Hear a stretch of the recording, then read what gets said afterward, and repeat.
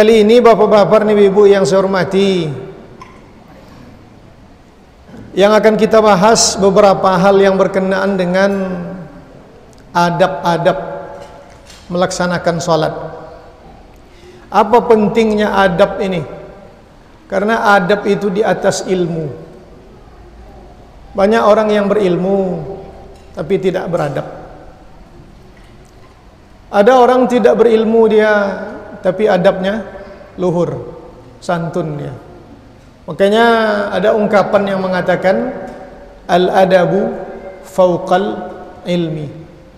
Adab berada di atas ilmu.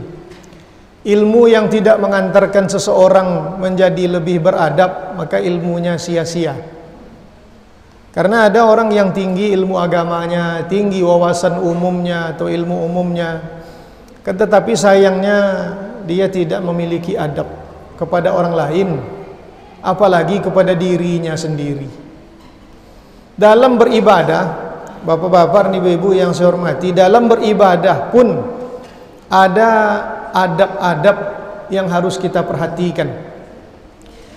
Sebut sajalah apa sajalah ibadah di dalam agama kita, itu semuanya menuntut adanya adab yang harus kita jaga.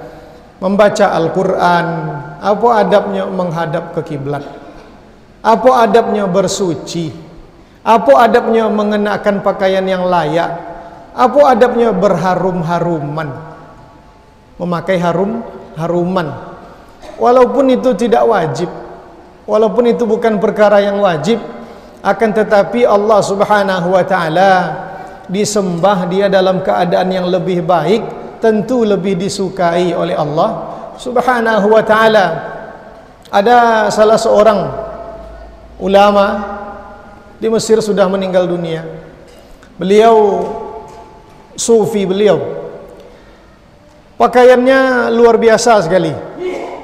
Setiap hendak sholat, dia mengambil pakaian yang terbaik yang ada di lemarinya di rumahnya. Apa pakaian yang paling ngoncak, yang paling mahal, paling berharga, itu yang dipakai dirinya.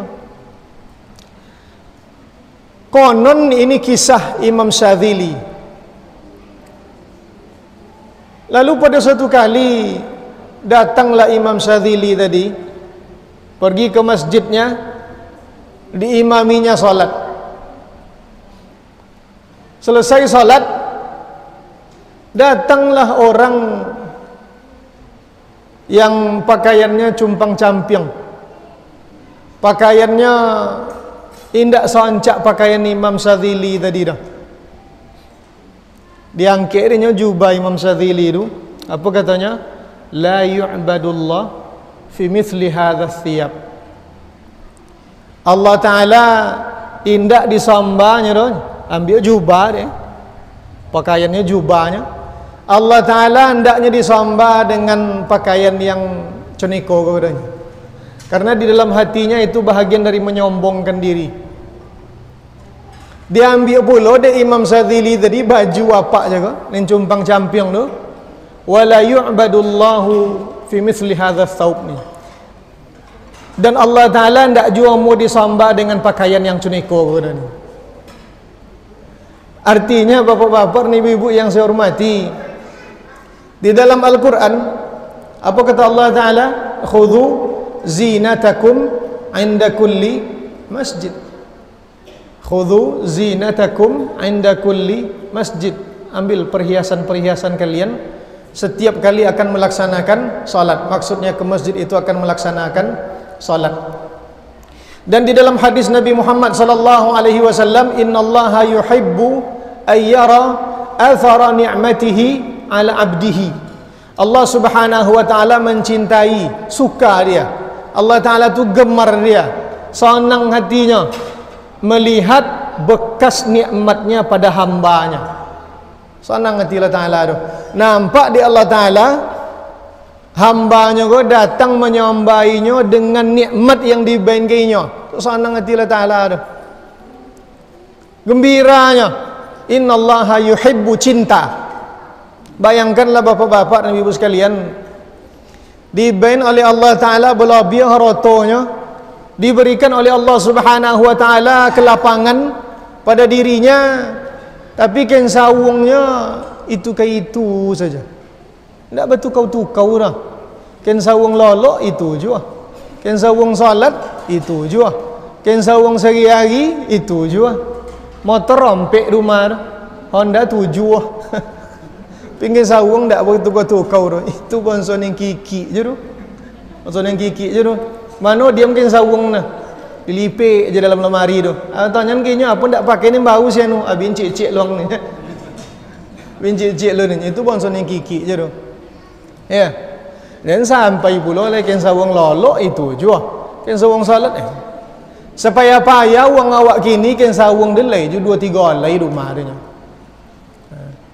Ibu-ibu cuma itu juga. Kalau ada 2-3 alai telakung tu ganti-ganti pakai yang paling oncak. Pakai yang paling mahal. Ya, pakai yang paling mahal. Yang paling oncak ni apa? Yang warnanya warna putih. Yang warnanya warna putih. Yang warna lain dia boleh makainya enggak apa-apa je. Kau sabut warna putih turunnya bego sama bego. Ajan. Bapak-bapak ni ibu yang saya hormati, apa adab? Ini kitab Qutul Qulub. Qutul Qulub fi muamalati al-mahbub wa wasfu tariqil muridi ila maqamit tauhid. Qutul Qulub karangan Abu Talib Al-Makki, salah seorang ulama sufi. Qala Allah Ta'ala fi kitabihil karim wa aqimis salata li dhikri. Beliau membawa ayat ini di pangkal bab ini, wa aqimis salata li dhikri, dan dirikanlah salat untuk mengingatku. Kenapa ini dimasukkan dalam adab? Kenapa ayat ini dimasukkan dalam adab? Yang sebenarnya bapak-bapak dan ibu-ibu yang saya hormati, ayat ini lebih kepada keunggulan salat berbanding ibadah-ibadah lainnya. Orang kalau membaca Al-Qur'annya lay tekanang dia Allah Ta'ala, lay. Orang kalau membaca Al-Qur'an tekanang dia Allah Ta'ala, lay. Orang kalau ambil wudu'nya tekanang dia Allah Ta'ala, lay. Orang kalau bersedekahnya tekanang dia Allah Ta'ala, lay. Tapi tidak disebutkan secara khusus bahwa ibadah itu untuk mengingat Allah. Ya.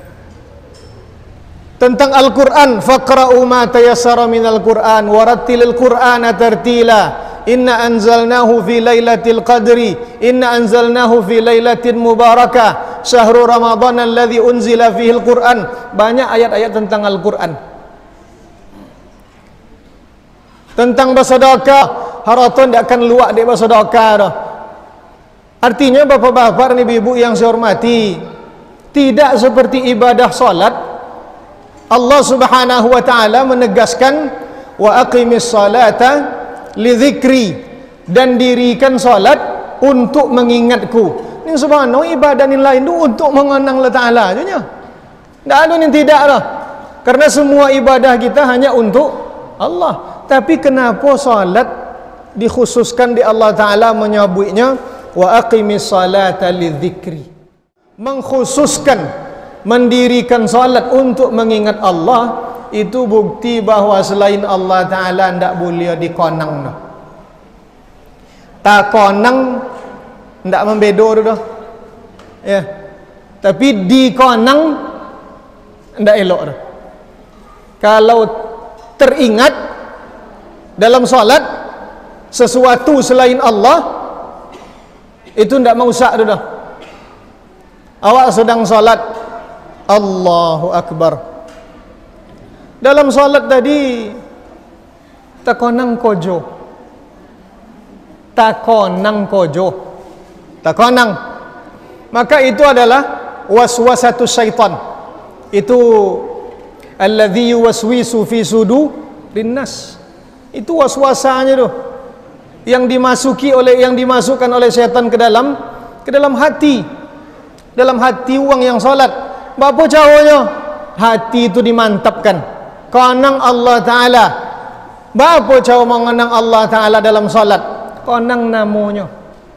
Konang namanya. Itu caranya. Oh, sedang salat waga. Allahu Akbar. Imam membaca Al-Fatihahnya, membaca suweknya di depan. Ya, tahu-tahu tekanang dek kita kojo. Tekanang dek kita kojo. Campak itu tu ganti dengan Allah. Apa yang akan dikonang? Namanya. Itu je konang dulu. Kita orang awam gue itu je konang dulu. Namanya ni cenderung apa? Namanya Allah, alif lam lam ha. Itu tu yang akan dikonang. Di mana Allah tak nama Allah Ta'ala di hati kita. Makanya hadis yang selalu ambo sampaikan tu, innallaha la yanzuru ila suwarikum wala ila ajsamikum walakin yanzuru ila qulubikum. Allah Ta'ala ndak ditengok deinyo upo kalian dah, ndak ditengok deinyo dah bentuk kalian dah. Apa yang dipandang deinyo? Hati kalian. Yang dipandangnya adalah hati. Maka orang yang solat pandanglah hatinya. Ini takbiratul ihram, matonya ketampik sujud, dadonya ke Ka'bah, hatinya kepada Allah.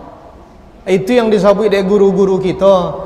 Kiblat mata ketampik sujud, kiblat dado ke Ka'bah, kiblat hati kepada Allah.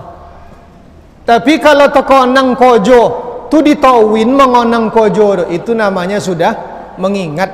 Ndak teringat je dulu.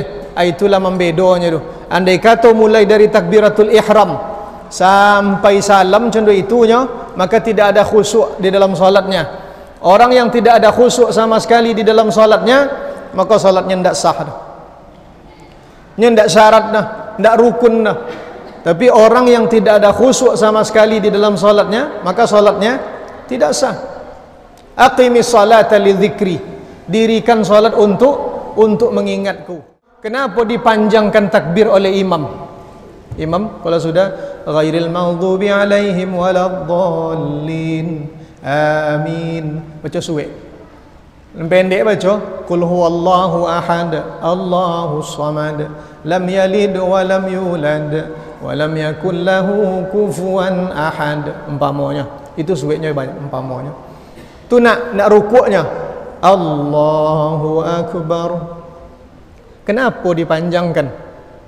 I'tidal beko sami Allahu liman hamidah. Nak sujud beko Allahu akbar. Agar apa? Agar setiap gerakan kita tidak kosong dari zikir. Diberikan kesempatan oleh Allah Subhanahu wa taala, oleh Rasulullah sallallahu alaihi wasallam kita untuk istirahat. Kalau ponek kan ada di dalam solat di jalsatul istiraha nama,